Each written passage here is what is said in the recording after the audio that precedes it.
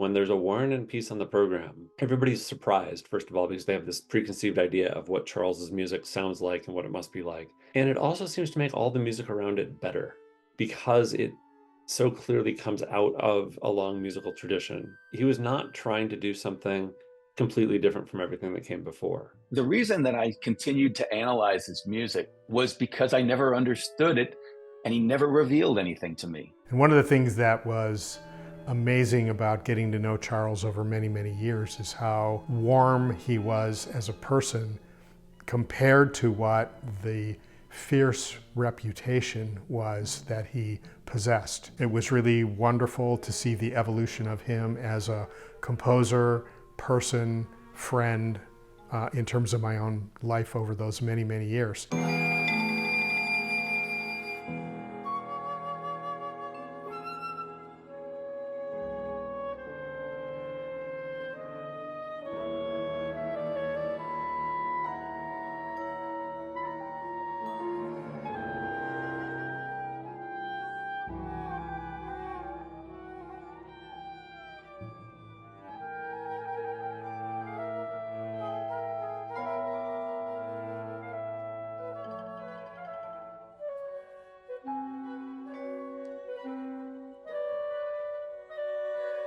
Charles Wuorinen was born in June 1938 in New York City, the first of two children of John Wuorinen, a poor, undocumented Finnish immigrant who worked his way up to become a history professor at Columbia University. John took a huge risk to pursue his dreams in American higher education, but he provided no such leeway to his son. But that didn't really matter. From a young age, Charles soaked up the city's rich musical culture, studying with electronic music pioneer Vladimir Ussachevsky, Otto Luning, and Jack Beeson, all affiliated with Columbia. John rejected the idea of Charles becoming a professional musician of any sort, but the headstrong Charles had settled on being a composer when he was 10, and that was that. I know somebody who, when this person's a violinist, when he was 16, he used to go over to the Wuorinens' house to play chamber music. Charles was 12, right? And he was playing the keyboard stuff. These are all like high-end musicians in New York City, adults, right? Charles is realizing the continuo parts to all these Baroque pieces just from figured bass at 12, right? Flawlessly. Like father, like son, Wuorinen studied at Columbia formally, winning prize after prize and working his way up through the ranks, starting with his bachelor's and continuing all the way through to an assistant professorship in 1969.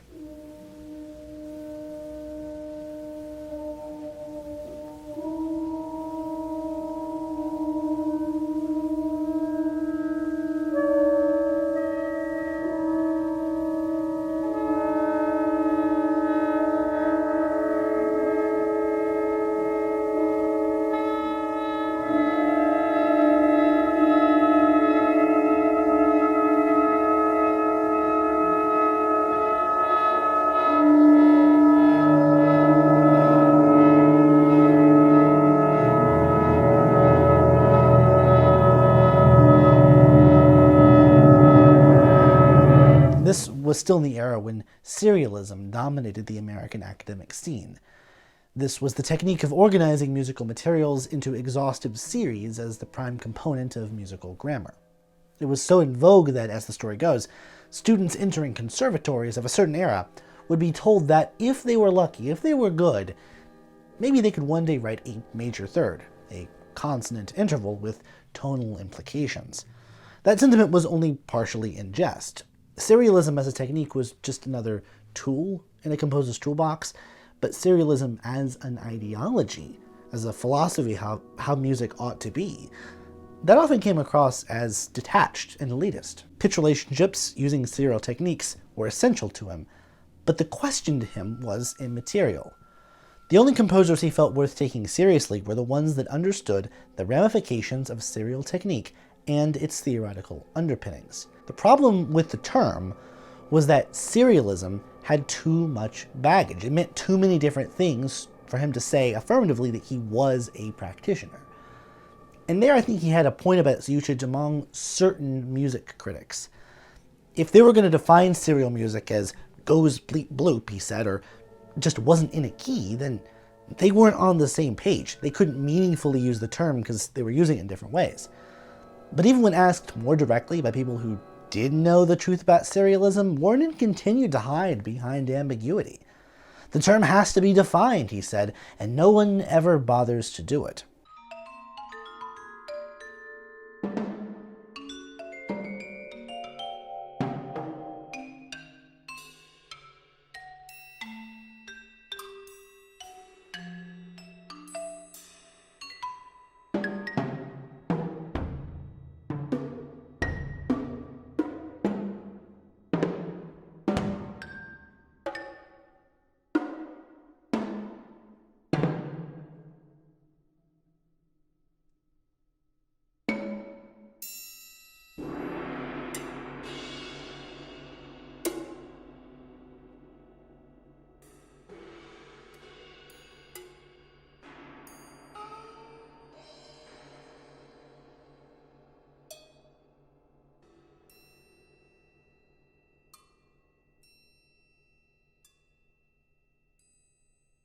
Part of Wuorinen's reticence to call his works serial was his interest in extending the past, not breaking with the past, often saying he wanted to reconcile 12-tone music with its tonal predecessors. In the 1980s, this meant embracing simpler textures, letting the pulse be more obvious, writing more melodically in comparison to his earlier works. It's like with Carter, too. If you look at the early work and you compare it to the later work, you can see this incredibly golden light of purification that happens in the work. It becomes simpler, never simplistic, simpler, clearer, more elegant in the way he argues while retaining all of the features.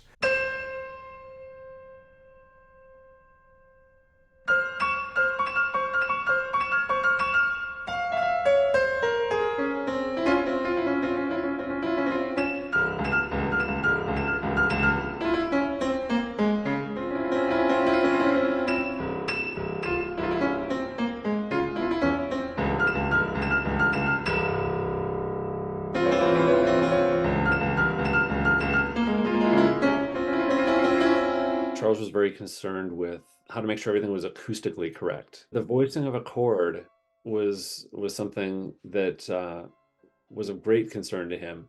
And I think that he thought it was probably of less concern to composers like Carter and Babbitt. And I think that a lot of Charles's sound world comes right out of late Stravinsky. All those ringing chords, they each seem to have a knack for getting the orchestra to sound. He was very connected to the idea that Stravinsky had about that the interval as being the most important part of any combination of tones. Every time that he would look at my music, he would be counting intervals in his head. Most serial composers were interested in divorcing the individual elements of music, and such each could be serialized in its own way. Wuorinen stated his belief in the inseparability of sonic components.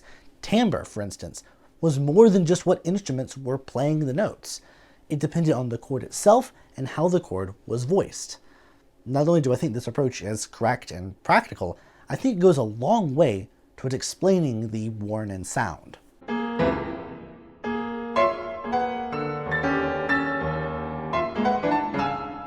When you're running around Tanglewood and you go in the big house and you see all these drawings of Charles and photos of Charles when he was really, really young at Tanglewood, you realize like how connected he was to American music really bursting onto the scene in the 1960s in a way that was very different than Leonard Bernstein and Aaron Copland, right? This is something completely different. Many times when tracing the history of composers' innovations in their careers, it can take a while for them to arrive with a mature voice. While Wuorinen did evolve over the course of his career, he bursts onto the scene more fully formed than almost any other composer I can think of, serial or otherwise. He benefited from the innovations of others, whom we must now discuss briefly to get a real sense of where Wuorinen fits in. Wuorinen's contributions to serial technique have similarities to the two leading serialists on either side of the Atlantic, Pierre Boulez in France and Milton Babbitt in the United States. Boulez, like Wuorinen, known for making his opinions known with great force in the written word, was a deeply economical composer. He just wouldn't let go of any material until he felt that he had exhausted it. Wuorinen, in part because he didn't try to jiggle nearly as many conducting gigs, completed far more pieces than Boulez by orders of magnitude. Composing economically was just as important to both of these composers, but in very different meanings of the word. Wuorinen had more reason to be prolific. He was constantly getting commissions and always had a project to work on, and he was a tireless worker. Even on long and grueling travel days, he would never take time off for his work. As far as I can tell, the man never let himself have a vacation. The work ethic, I saw that when I was at his house. Get up at the morning, 7 o'clock, have coffee, then would be off to work. So it was 8:30, maybe 12 was lunch. He'd come down at lunch, probably still in his pajamas and robe. Nothing pretentious about it. He's just working, like he's in the shop, man. He's just working. So he has lunch, right back up it again until cocktail hour, happy hour. And then in the evening, sometimes relax, sometimes back to work. That's what he did. Wuorinen took after Babbitt in a different way. Given their shared American heritage, that makes a good deal of sense. Babbitt pioneered a uniquely American branch of serialism as a reaction to what he felt to be European artificiality. Babbitt wanted to work with the way different musical parameters worked instead of imposing a bunch of row forms on, say, rhythm. To put 12 pitches in a certain order and play with that makes sense with how pitch works in the Western system. But if you just did the same thing with rhythm, as many Europeans did, that's messy and imposes too many artificial limitations. After many years of work, Babbitt came up with his time point technique. I go into this in my previous episode on Babbitt, but suffice it to say here that this was a unique form of serialized rhythm that worked with the way meter works in Western notation, spreading around attacks evenly among every point in a repeating system.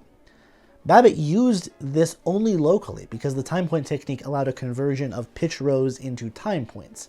So you could have pitch 6, but also time point 6, and those could coincide. Wuorinen adopted this idea and expanded it. In much of his music, the time point technique worked on every single layer, as the solution to the enduring problem of structuring large atonal pieces. Wuorinen expressed gratitude to Babbitt for this innovation of the time point system, openly crediting Babbitt for having formulated the basis for his favorite extension, something he called the nesting method. Wuorinen's nesting technique expands the time point to 3 layers. Once Wuorinen had a tone row, the distance between each note determined the length of each section. Within each section, the distance between each note in the row determined the lengths of the phrases in each section, and the third level is closest to how Babbitt used it, where the distance between each note determines the duration values for individual notes. Like a lot of advanced serial techniques, I think this is really, really neat. There's a lot interesting here, but there's also no way you could ever hear this if you're not Charles Wuorinen. I don't care how good your ears are or your memory is. A word you hear a lot here is isomorphic, the idea that the same basic structure determines everything on every level at the same time. The end result of all of this is that for a number of early pieces that use this nesting method, Wuorinin's first precompositional decision had to be how long the piece's total runtime would be and its prevailing tempo in order to do all these calculations and generate a music of deeply rooted self-similarity. The amazing part about this is that Wuorinen was so good at this stuff, after a while, he stopped having to do the calculations. He internalized so much in terms of his own working methodology that he didn't need to build these elaborate structures ahead of time. They happened based on his own sense of proportionality, his own sense of working over many, many years with looking at the implied proportions within materials and all of that kind of stuff. So it's like learning a language. And he was incredibly fluent with English, and he became incredibly fluent with a musical language of his own making. So it began one way, it had various influences along the way, but it assumed his own unique voice. And there are very many characteristics of that voice that you can probably identify yourself as you go through listening to the work. Wuorinen has this system in place, and you can read about his system through articles and analyses in his own book, but then he goes off into his own world, and it takes on a life of his own, and a new voice develops out of what he's started. Charles is a good example of what we all sort of know but don't necessarily practice as composers, which is you have to stick with something for a long period of time. He was able to evolve and develop a sort of common practice of his own. So it makes sense that what he might be doing with pencil and paper and charts in the 60s and 70s would become internalized by the 80s and 90s, and the kinds of variations that would lead to the creation of more work would also just happen more in an evolutionary way. And it makes sense then that Wuorinen was obsessed with fractal geometry. When he was awarded a MacArthur grant in 1986, he used the funds to spend time at Bell Labs, an honest-to-goodness research institution. This turn towards STEM was for an ultimately musical goal: fractals, and related mathematical and biological ideas of self-similarity. To Wuorinen, the beauty of the infinite ways fractals reproduce themselves on various levels was exactly like not just how his music, but all of his favorite pieces across the Western canon worked. One idea on the foreground, middle ground, and background. He was particularly interested in ways in which things like the Mandelbrot set were conceptually adaptable to music, to the point that its discoverer, Benoit Mandelbrot, once spoke at the premiere of one of Wuorinen's fractal-inspired pieces. I think we look at nature and we want to see order, and Mandelbrot found that in this sort of nested symmetry on various levels from the micro through the macro. That's what everybody was looking for, like a kind of unified theory. That's what Stockhausen was looking for. So people came at it in very, very different ways. Wuorinen said he'd been writing fractal music for years. He just didn't realize it.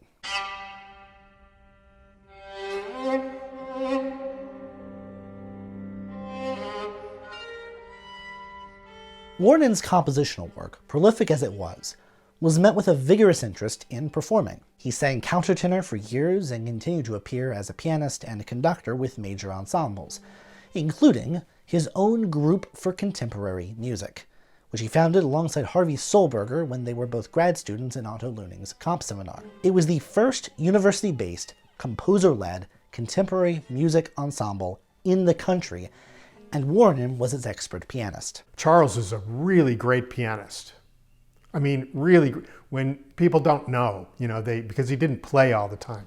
He was great. He was a really great pianist. Charles was very concerned with, accuracy in performance, but not any sort of mechanical performance. The group embraced a quickly antiquating idea that composers should be performers. They began life in 1962, giving their first concert as the Cuban Missile Crisis began. The level of performance was unlike anything anyone had ever heard. And the composers associated with the group were, in turn, rewarded with more performances. Over time, it became something more akin to an insular club than an open ensemble that tackled a really wide variety of works. They were really, really activists for contemporary music of a certain stripe. So, of course, his was the quote-unquote uptown stripe. But despite this tendency, the group performed over 100 different pieces in its first 4 years alone, and was part of this first generation of dedicated new music ensembles, programs, and collectives. It was also the first successful ensemble to exclusively, aside from some early music concert openers, perform the work of living composers. The idea was to get the best players to play the best pieces, at least in Wuorinen's estimation. As early as their second season, Solberger and Wuorinen would play flute and piano pieces written especially for them to play on a group concert. To give you a sense of just how in-depth these rehearsals were, during their 7th season, they did Stefan Volpa's 4 piano and 16 players. There was a total of almost 36 hours of rehearsal over a period of over 2 months, as documented in Susan Deaver's dissertation on the group. Bear in mind that a similar piece today will be lucky to get maybe 2 hours of rehearsal. It's still a problem even today, but it was never a problem for the group. And they had the attitude, we need to get this right. The product that we're putting out there, it's very difficult to argue for the product, to convince audiences that this music is really good and worth listening to it if the performances suck. That attitude was truly incredible, and it's the only time that it really happened in the United States anyway, during the 1960s into the 70s when the group was going, because once the group folded, the economic pressures were very different on the other groups that had to try to kind of carry the water. Wuorinen, as he wrote in a 1964 Perspectives of New Music article, claimed that new music was not inherently difficult. Performance of complicated music was less a problem of human anatomy and instrumental capacity than it was in the tradition in which the players were schooled. He pointed out that early music, when adapted to modern notation, often has rhythmic complexities on the level of, if not exceeding, the contemporary music many of his peers would decry as unplayable. Little wonder, then, that, especially through their first year, the group regularly performed early music. This article zooms in on rhythmic difficulties, which continue to be one of the most salient aspects of many forms of contemporary classical music, one that extends even today in criticism of the New Complexity movement. Wuorinen goes beyond theories of how to teach rhythm and tempo relationships into the importance of ensemble rhythm, issues that he looked to solve by giving performers enough rehearsal time to understand not just their part, but how their part fit into the greater whole. In the realization of contemporary ensemble rhythms, Wuorinen wrote, a new chamber music style must develop, and indeed already has, one in which the entire ensemble would play with rubato. In general, Wuorinen continued, the musical language of the present moment avoids binary symmetry and interrelates its pitches in more specific and detailed ways than does the music in which most players are trained. The presence of extremely complicated virtuosic music in, say, the 15th century was reason enough to train musicians in all kinds of musical grammars from the get-go, as opposed to teaching everyone tonality and relegating all else to an advanced, more gate-kept level, if indeed it was taught at all. In other words, difficult contemporary music was not objectively hard. It was only hard insofar as players weren't trained to handle it. The group not only was successful in its own right, not only spawned imitators across the country, but directly contributed to what Deaver calls second-generation ensembles. In and around New York, founded by former group members who continued the group's philosophy, from the New Jersey Percussion Ensemble to Speculum Musicae to the Manhattan School of Music Contemporary Ensemble, the list goes on and on. These became part of an extended network of dedicated contemporary musicians in the greater New York area. Wuorinen's 1976 Percussion Symphony was written for the New Jersey Percussion Ensemble, for instance.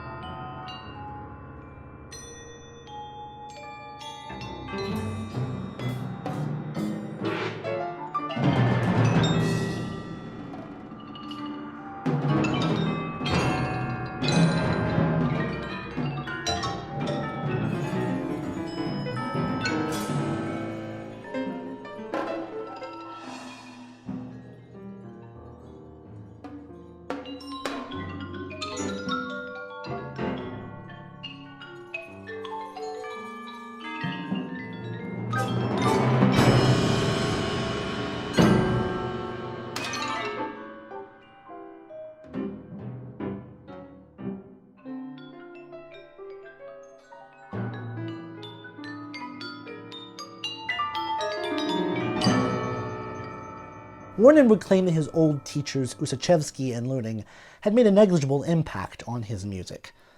I'd buy this a little bit more if not for the piece that won him the 1970 Pulitzer Prize, a fully electronic work entitled Times Encomium. It was the first time the award was given to a fully electronic composition, and Wuorinen would be the youngest ever recipient until Caroline Shaw broke that record in 2013. I'm in a record store and there's a bin there and I'm flipping through, and then I come across Times Encomium, and Charles had just won the Pulitzer for that, and so it was on None Such, and it was Pulitzer Prize, winning composer, and it was this full-length piece that was basically composed and produced for this record. And so I quickly purchased that, and it was one of the first pieces of contemporary music and electronic music I had in my own personal collection. I read the program notes. They were totally impenetrable to me. I had to go to the dictionary to find out what an encomium was. So that was the perfect introduction to Charles, this like super brilliant guy who was really young, and he had this just amazing intellect, and this music to me was very, very impenetrable, but nevertheless really, really fascinating. That's what many people find fascinating. They're first intrigued, they're interested, they'd like to know more, and it's going to take some homework.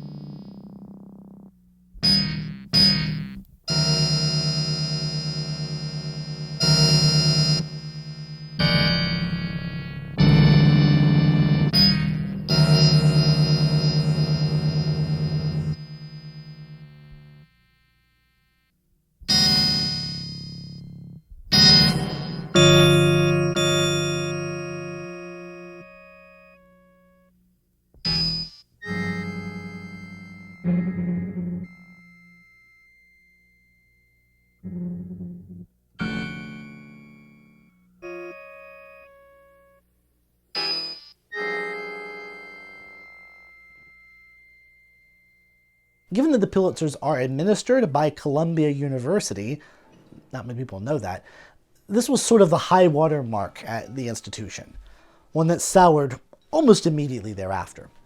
Wuorinen was denied tenure at Columbia, leading to a series of spats in music journals and the wider press alike. Political winds that were blowing around that whole thing were extraordinarily complicated. The way that one person who was a student at Columbia, but in musicology, put it to me was, Charles was way too competent, way too talented, way too good for that department, and he threatened virtually everybody just by his sheer level of accomplishment. He was just confident, and he had a reason to be confident because he'd done the work and because he knew what he was trying to say. He would come off in a way that was sort of like a drill sergeant, where you didn't feel great about yourself after you presented him with something and after you thought you'd given an effort. He made sure that you knew you needed to do more, we'll put it that way. There are forces within a university that are so competitive and so ridiculous and so easily threatened that a person like Charles, especially at a very young age, could be very difficult. And he didn't play the game. He never played the game. The first salvo appeared in the New York Times on March 18, 1971, when 40 faculty and students combined wrote an open letter to Columbia's president, urging him to assure the continued employment of Wuorinen, Solberger, and Benjamin Boritz. In May, another Times article detailed the issues facing the group. University sources throughout all of this maintained that these faculty and the group constituted such a heavy financial burden for the music department that they could not possibly be retained. But most of the money for the group had been pieced together from non-Columbian sources, according to people in the group. The split, in short, appeared ideological, and more than a little personal. So what was it about a darling of the New York new music scene that upset the administration so much? I suspect there are at least two factors here: the music and the man. Starting with the latter, Wuorinen was, to put it gently, not the easiest person in the world to get along with. He was fiercely set in his opinions and wrote equally uncompromising music. Although serial technique was, in Wuorinen's own words, the only kind used by serious composers of the mainstream, Columbia was split between slightly more conservative followers in, say, the Bartók tradition, and those who were experimenting with electronics, neither of which was Wuorinen's wheelhouse, time's encomium notwithstanding. In a later interview, he said that electronics interested him as a significant new compositional resource, and he appreciated the medium's exactitude and its specificity, but he was wary about committing a composition's only realization to the impermanent medium of magnetic tape. As a performer, he valued the performer's role in interpretation, and he suspected that Babbitt's prized rhythmic exactness in electronic music was the reason so many composers used whooshing sounds, or manipulated sounds so that they would come from nothing or go to nothing. He identified all of this as composers' instinctive responses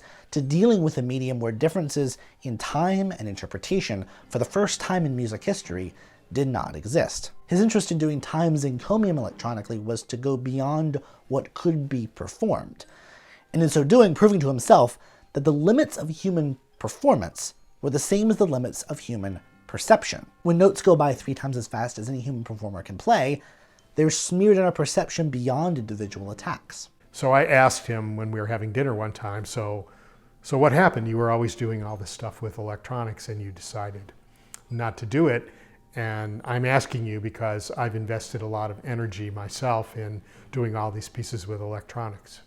So I have some real concerns and I'm wondering what you think. He pointed to a violin and he said, the violin is stable. That, meaning electronics, is completely unstable. I'm putting my energies where there's stability. And I just thought, perfect.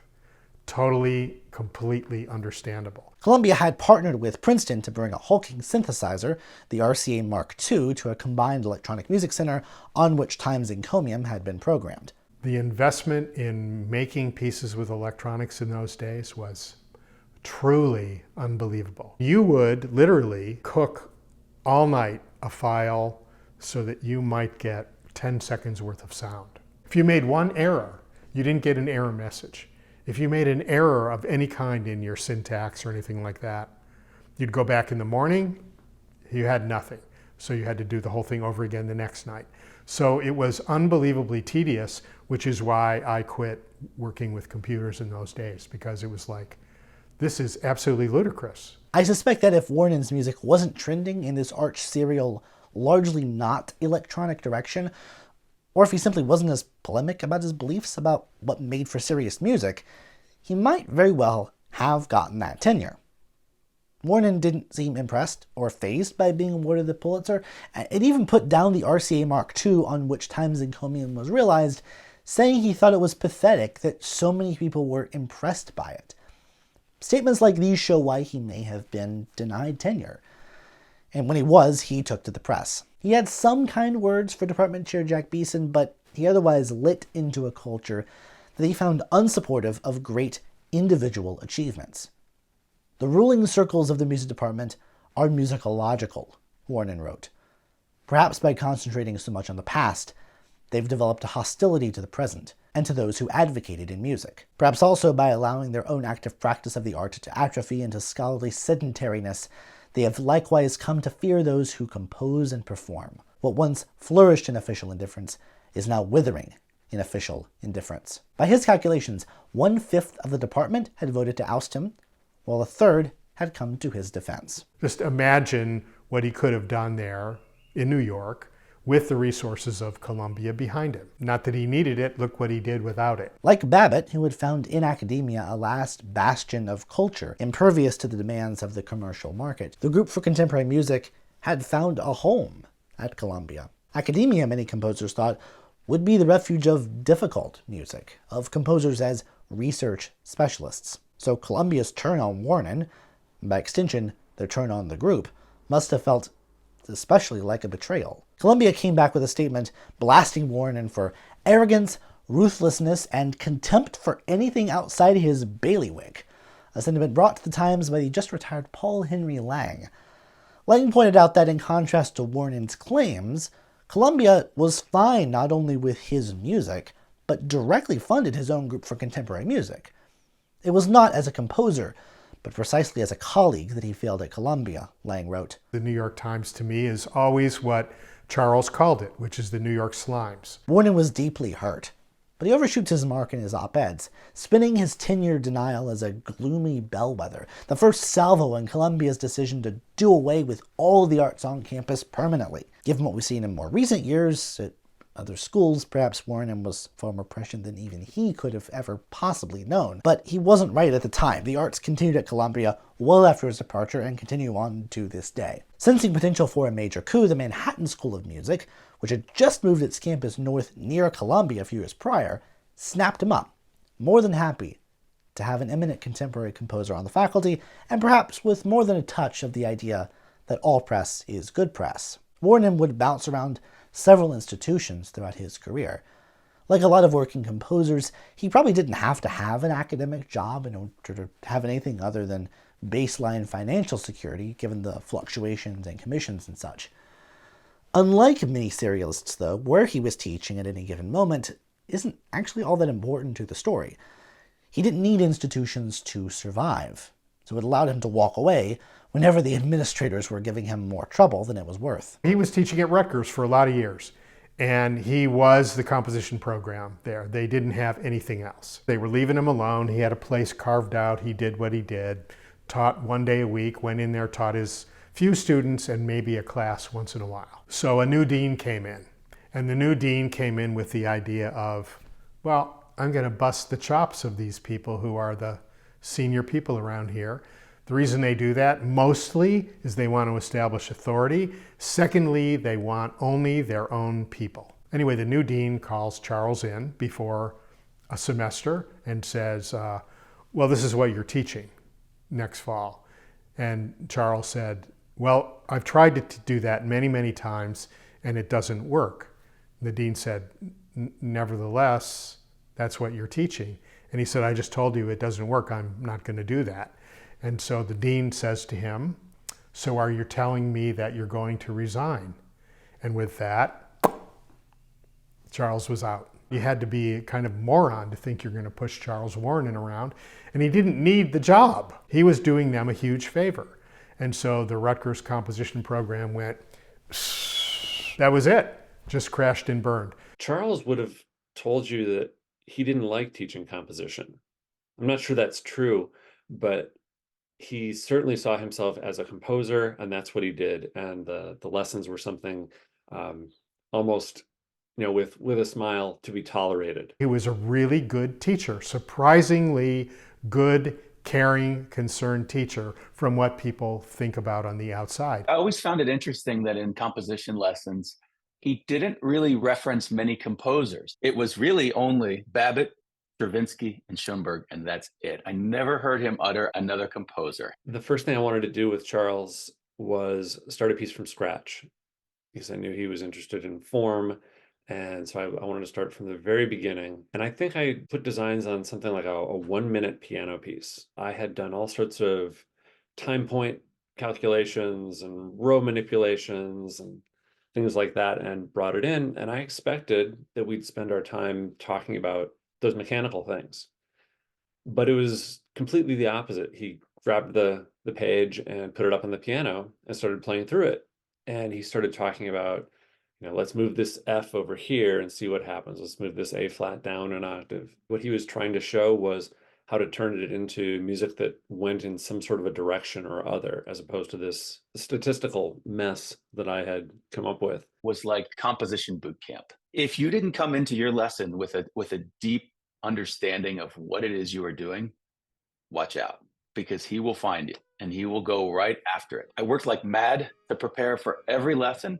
And then after every lesson, I walked around for about 2 hours thinking about what he had said. That's how long it took to think about how what he said applied and how I could apply it at a deeper level. He was really trying to teach good taste. He wasn't expecting anybody to compose in his style, although that's what I wanted to do. My first semester especially, I wanted to construct a piece from scratch with what he had to show me. And he wasn't reluctant to show that, but he also wasn't eager to create a bunch of clones doing his kind of thing. Maybe second, third, fourth lesson, he was playing through it and he was still playing. He turned to talk to me and said, okay, so these measures are the same as they were last week, which first impressed me because he remembered, the 2 measures from last week. But I said, yes, I like those 2 measures a lot, and continued playing through it. And then he was finished. He said, you know why you like those 2 measures? And I said, no, why? And he got that little grin that he gets. He said, because they sound like real music. He had a very interesting visage because he had very big, rather thick glasses. And so his eyes were kind of focused. And often when he would look at you with this slightly bemused look, you could tell exactly what he was thinking. Then he said, you're going to have to take those 2 measures out. And that's when he really got the grin.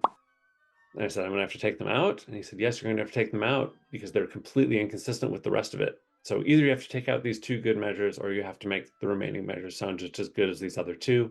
He handed it back to me, and that was my challenge for the week. He really wanted his students to want their music to be excellent through and through, every little bit, even the parts people don't hear. And I think the reason for that is just simply this acknowledgement that very few people are concerned with the result. And so it has to be good enough for the people who are paying attention. Charles was preparing you for anything, for your life outside of composition as well as inside of the compositional world.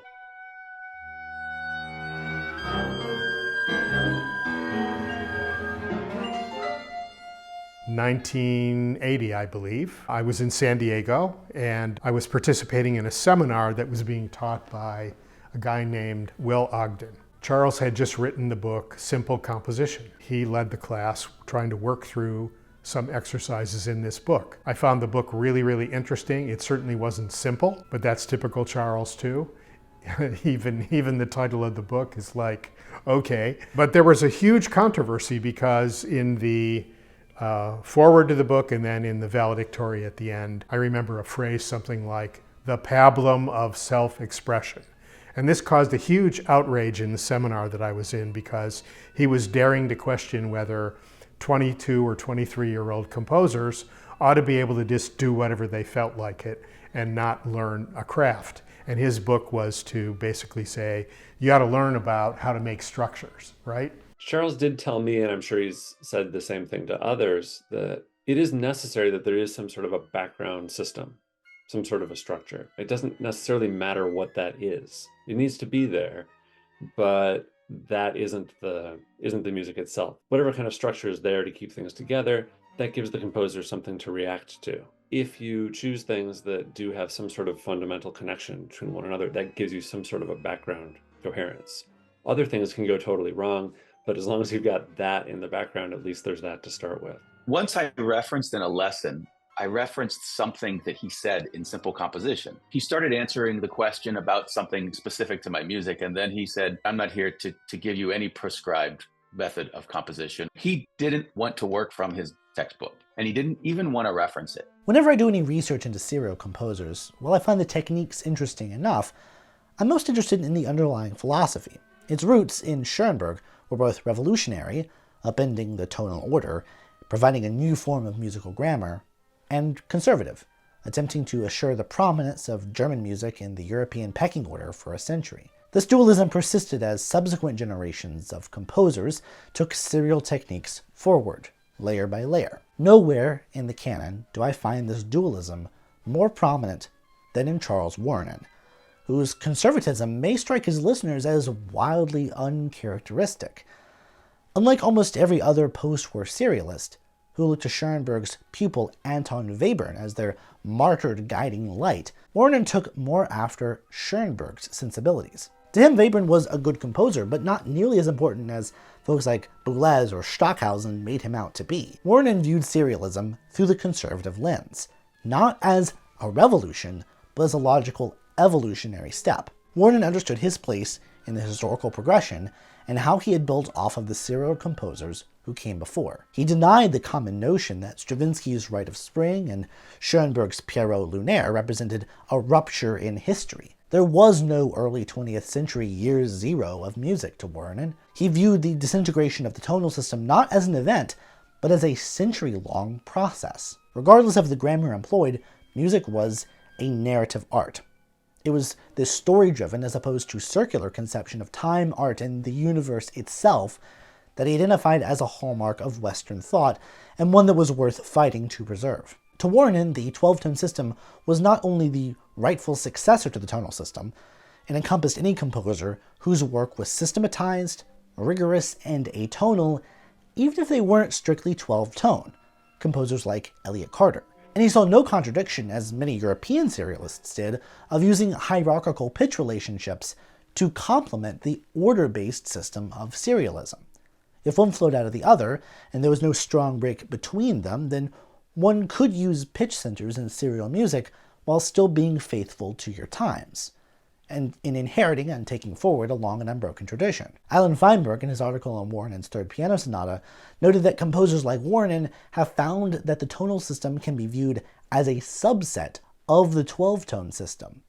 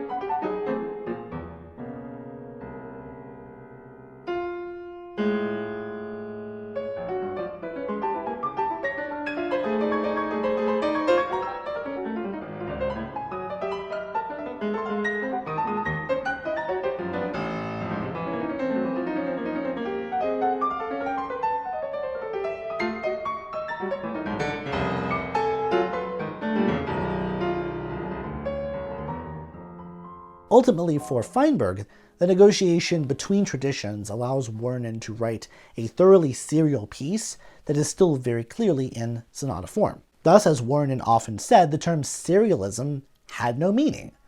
He bristled at the term for its negative implications. He had a similar disdain for the word angular when people used it in reference to his music. 12-tone was his preferred term, and while he liked tonal puns and pitch hierarchies and used them as part of his 12-tone practice, those who wrote tonal music, who didn't consider the ramifications of 12-tone organization, were consciously backward-looking. The implication being that those composers were not conservative, but rather reactionary. He called conservatories persistently reactionary in that they did not provide a solid body of reasonably qualified professionals to teach great geniuses. Throughout his writings and interviews, Wuorinen shows us a worldview where geniuses and lesser practitioners exist as separate categories, and who both had the role to play in a society that would produce great art. Genius was simply something one was, and geniuses needed the right environments to truly flourish. His thinking in the matter was fundamentally hierarchical. Wuorinen's conservatism was idiosyncratic and anachronistic. His views moved along traditionalist lines. Most changes brought about by modern society were anathema to Wuorinen, with the notable exception of same-sex marriage. Because Wuorinen was gay, and grew up in an era that treated it as a weird, not-to-be-discussed quirk at best, much of his life was spent at a brownstone on West End Avenue, shared with his partner, manager, and eventual husband, Howard Stokar. When I was at Rutgers, I would house sit from time to time at the brownstone on West End Avenue when he and Howard would go out to the country, as they called it, to their Jersey house. I wrote my dissertation down in the basement apartment.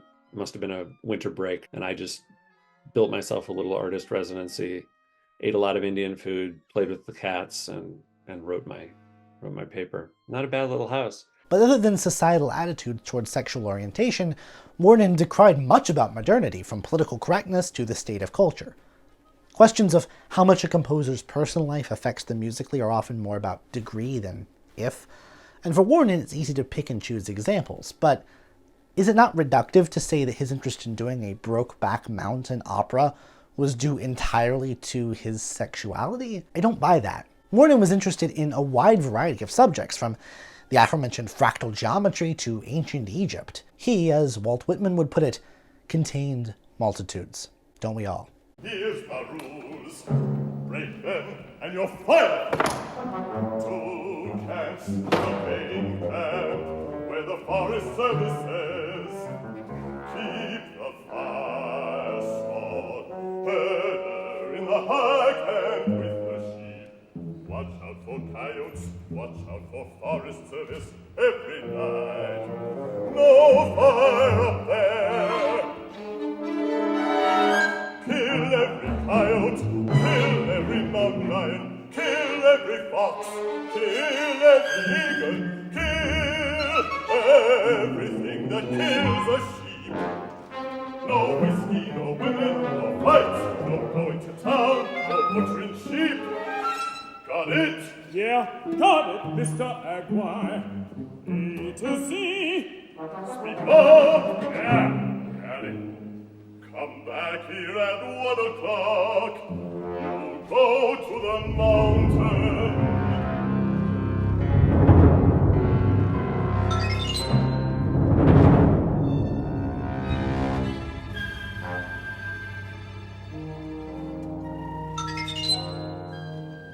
He became more conservative through the 70s on a number of issues, and as he got older, he made a number of comments tinged with a certain variety of American exceptionalism. URCAM, the great French Center for Electronic Music and Research, underwhelmed him. The tech, he pointed out, was all developed in the United States, and as much as he critiqued the culture of music in his homeland, he felt it was far superior to Europe. To him, Europe never recovered from the world wars and was overrated among American artists. He believed that the identity of American music lay away from Europe entirely. The US had developed a greater variety of compositional languages than anywhere else in the history of Western music. But state support of the arts, and lack thereof in the United States, that's more lamented in the contemporary music circles in which I run. But these are circles dominated by left-leaning political beliefs that Wuorinen did not share. State funding was one of the reasons he found Europe's artistic scene lacking. Religion was important to Wuorinen and related to the preservation of tradition and Western society. He said, I don't understand why so many people spend so much time thinking about their physical improvement, how they're running, everyone's running somewhere, or they're exercising and doing all these things, and they don't spend time to improve their mental improvement or improving their faith. And it made a lot of sense. I mean, there were so many different fads in fitness and training and all these things. And why weren't we doing this with other aspects of our life? Stoker said that the Judeo-Christian tradition was integral not only to his husband's creative work, but his personal worldview as well, especially in choral works composed from 1980 onwards.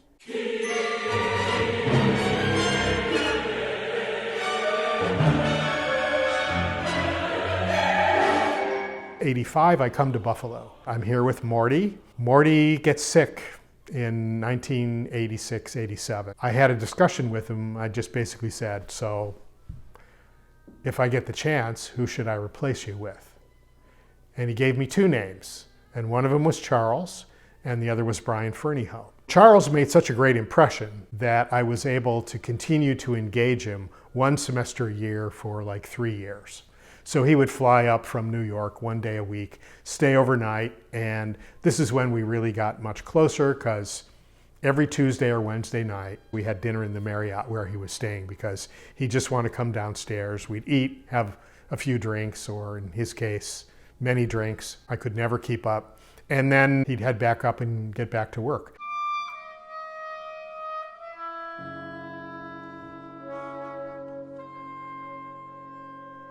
He was always very practical, and when he could see that it was time to move in a different direction, he said, okay, I'm going to go over there. I did what I could do there. We'll still do occasionally some concerts. We'll keep the name going. We'll produce a recording here and there, but we won't be doing, like active shows. The group for contemporary music lived on well past the Columbia Fiasco, and it followed Wuorinen over to the Manhattan School of Music, whose dean, David Simon, offered the group a residency at the same time that he offered Wuorinen himself a job. It was as seamless a transition as could be hoped under the difficult circumstances.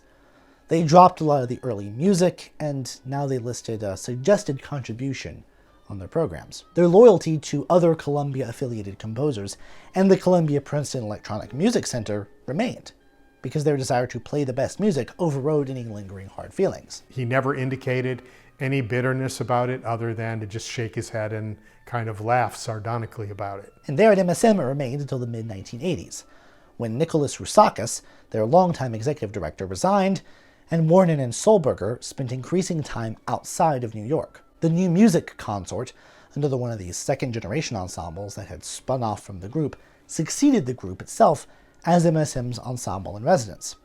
Wuorinen himself became the composer in residence at the San Francisco Symphony at the time. But more trouble was brewing for the group than the logistics of just having its movers and shakers elsewhere around the country. That could be managed. It was Rousakis' resignation that hit the group really hard, because he managed virtually all the enormous behind-the-scenes tasks. In a decade, their budget had grown fourfold, and Rousakis had borne the brunt of it, sometimes personally. Leaving MSM and for the first time not having academic institutional support was just as big of a blow.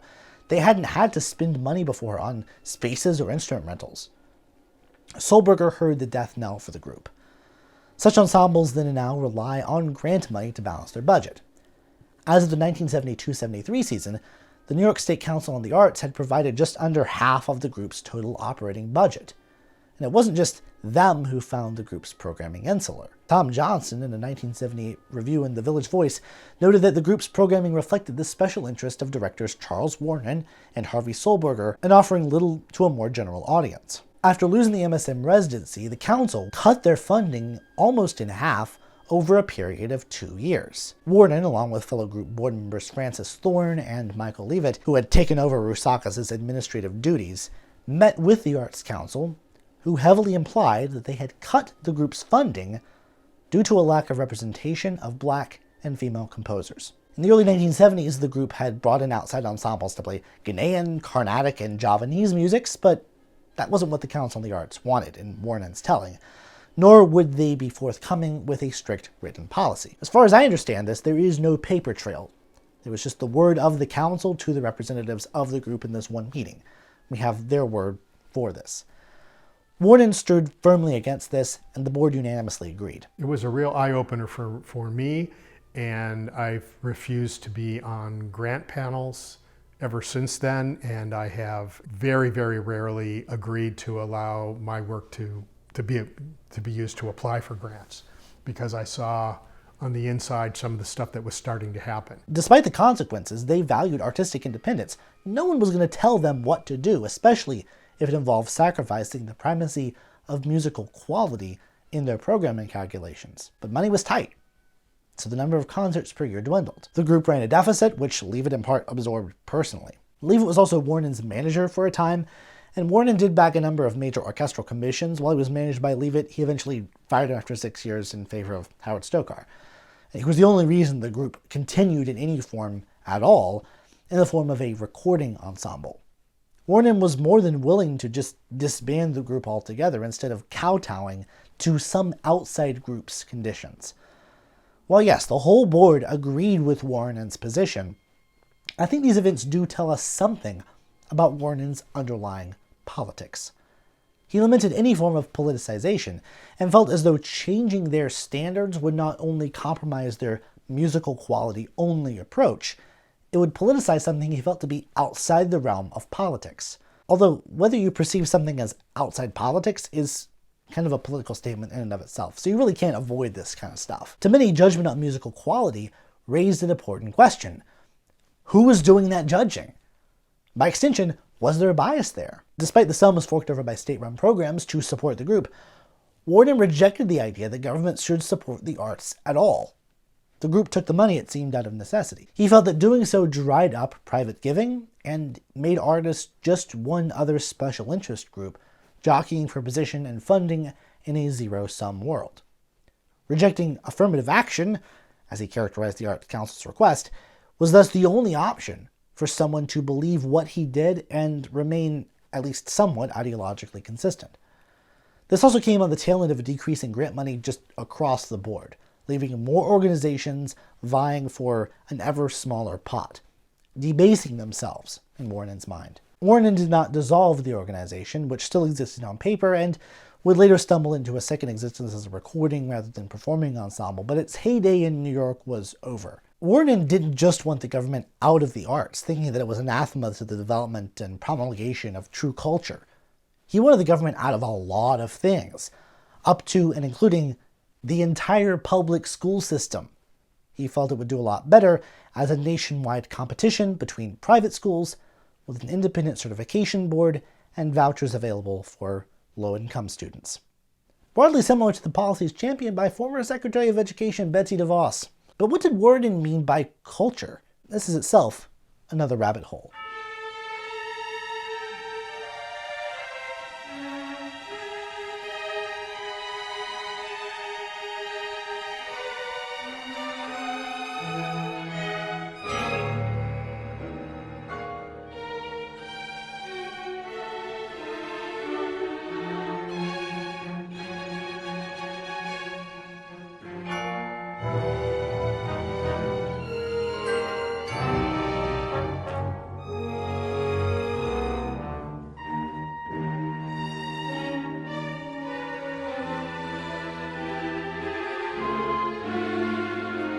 He was never particularly shy about his view of things.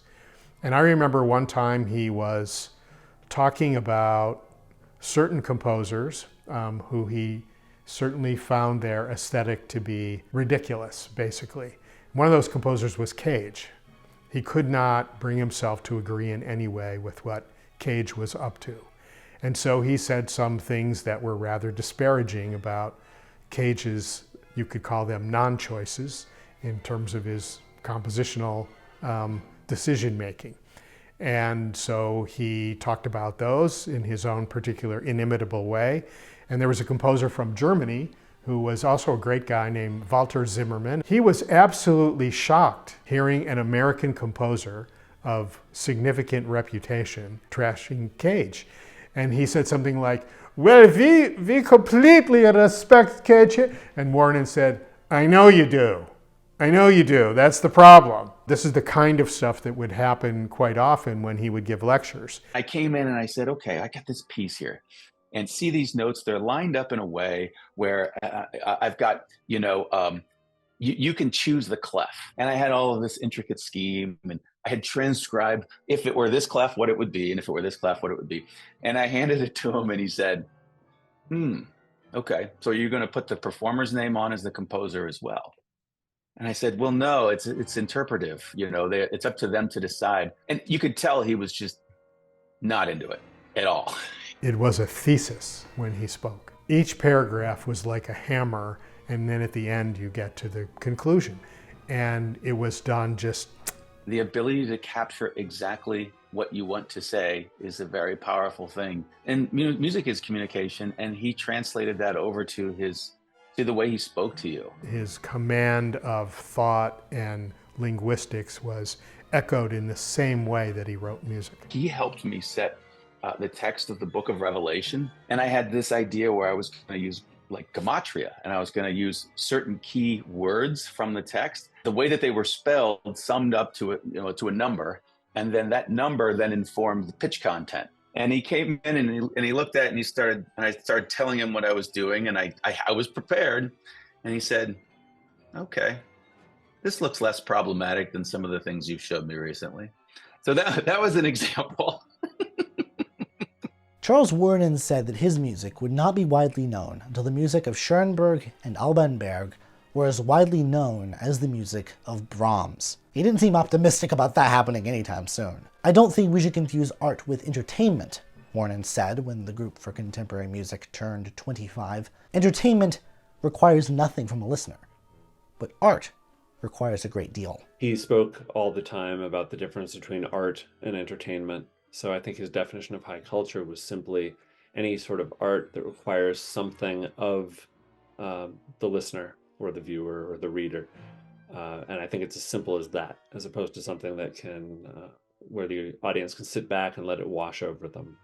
He was looking for the kind of art that required work from everybody involved, not just the creator. Wuorinen did not like pop music, and he did not like pop culture, but it wasn't their mere existence that bothered him. His issue was how the American media, desperate for a form of art that was both popular and meaningful, elevated simple, repetitive, and immediately digestible pop music as though it were the same thing as serious high art. He felt that this was a false equivalency. It was not that the lowbrow existed or even was popular. That's sort of the point of pop music, after all. It's just that it wasn't highbrow. It couldn't be highbrow, and it shouldn't be highbrow, and no amount of trying and promotion in the media would ever make it so. He predicted in the late 80s, semi-seriously, that the only thing worse than the present situation would be concert rap. He blamed recording companies for not letting the public know that contemporary music existed, not faulting the younger generation for thinking that rock was the only sort of new music that was out there. And so, when the Pulitzer Prize was, for the first time, awarded to an artist outside the classical field, Wuorinen was outraged and saddened.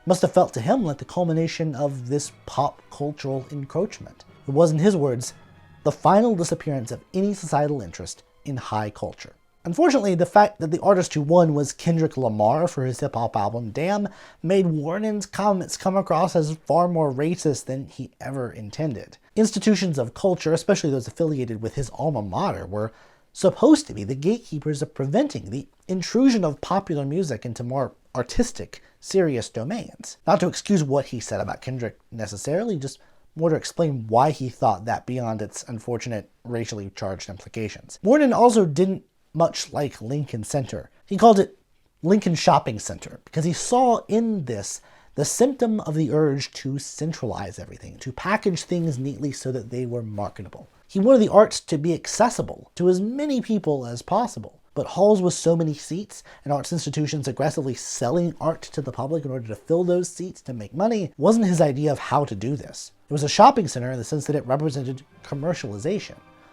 Wuorinen lamented that success was determined by body counts, by butts in seats, part of the pressures of commercialism. Now, for a conservative, he really does come across as awfully cranky about capitalism.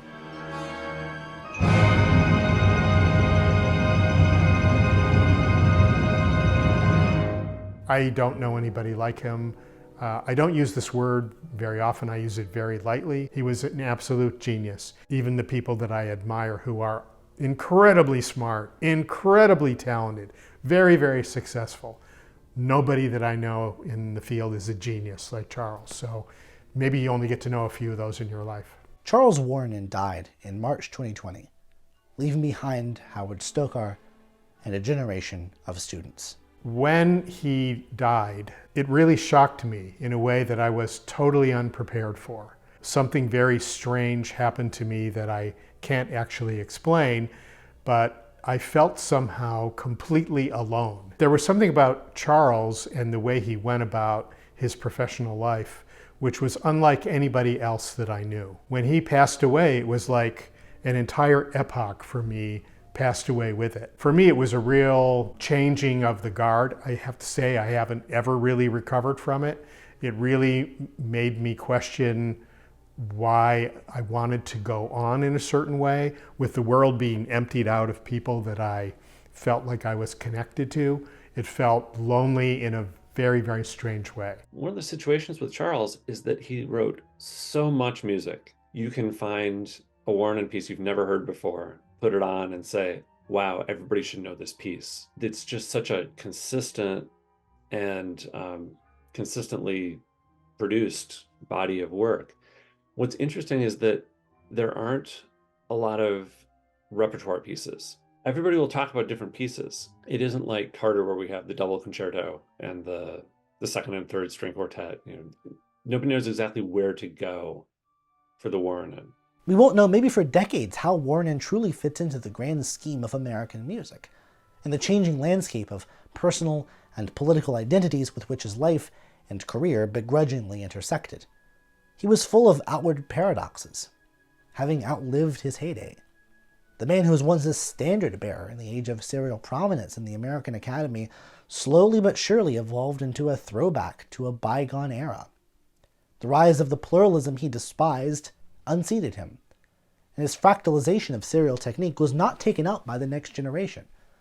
Time may cement his place as the final serialist. For now, I think it's safe to say that he's still largely overlooked, and his views on music both misunderstood behind a veneer of public-facing crankiness and reticence to talk about his process. I remember speaking with groups who were recording his music, and they were, okay, we had to do this. We had to do these 3 measures, and then we had to start over, and then we had to do these 3 measures. But if you're willing to give his music a shot, it has an extraordinary amount to offer. His mastery is evident in his music's ability to transcend serialism's usually limited range of emotional affects. Many a composer of his time would have given a lot to have written one piece as good as the kind of thing that Wuorinen would produce so constantly. There was nothing arbitrarily decided in any of those hundreds of pieces that he wrote. He gives you this treasure hunt to go on. Should you choose to accept his challenge, you will be rewarded. If you look at the sheer scale of the accomplishment, it boggles my freaking mind that he was able to write as many pieces as he was able to write, how big and huge and ambitious many of those pieces were. I know the toll it took on me to write some really, really big projects, right? It takes a huge toll. For him, it was like water off a duck's back. He would go from 3 giant ballets, then he would end up in a giant opera and an oratorio, and then a small piece for solo guitar or a birthday piece for some conductor's birthday that he would play at the birthday party. Remarkable, absolutely amazing, all very, very unique.